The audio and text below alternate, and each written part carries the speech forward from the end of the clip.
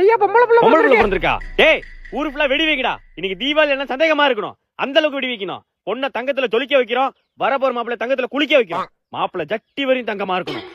Sir உங்களுக்கு பொம்பளை புள்ள பிறந்திருக்கு சார். பொம்பளை புள்ள பிறந்திருக்கா? அப்பாடி ரொம்ப சந்தோஷம். இன்னைக்கு தங்கம் என்ன விலை வைக்குது? தங்க விலை மனமரமான உயர்வு. 1 பவுன் 1 லட்சம். 1 லட்சமா? ஆஹா, அப்ப இப்பயே வாங்கி வச்சாதானே உண்டு. அடியே அந்த 2 ஏக்கர் இடம் லோனு அது கொஞ்சம் இப்பயே பேசி வச்சிரு. தங்க வாங்கிடுவோம். சார் உங்களுக்கு பொம்பளை புள்ள பிறந்திருக்கு. பொம்பளை புள்ள பிறந்திருக்கா? அப்பாடி கொஞ்ச நேரம் சந்தோஷப்பட விட மாட்டாடுங்க. லோனு இடம் கூட வித்தா கூட 10 லட்சம் வரும். இப்பயே சொந்தக்காரங்கள்ட்ட காசு கேட்டு தங்கத்தை வாங்கி வச்சிட வேண்டியதான்.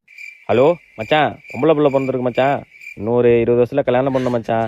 இதை பாத்துக்கிட்டே எதனா அமௌண்ட் அனுப்பிச்சுட்டுனா நல்லா இருக்கும். சரி மச்சான், பார்த்து அனுப்பிச்சுடா. சரிங்க மச்சான். ஏங்க என்னங்க இப்பதான் குழந்தைய பிறந்திருக்கு, அதுக்குள்ள சொந்தக்காரங்கள்ட்ட காசு கேட்டுட்டு இருக்கீங்க? அப்புறம் என்ன பண்ண சொல்ற? ஒரு சில பேர் உட்காந்துருப்பான் சேர் போட்டு 10 பவுன் போட்டாதான் கட்டி பண்ணு. 10ல இருந்து கேட்டு வாங்கி வச்சாதான் கரெக்டா இருக்கும்.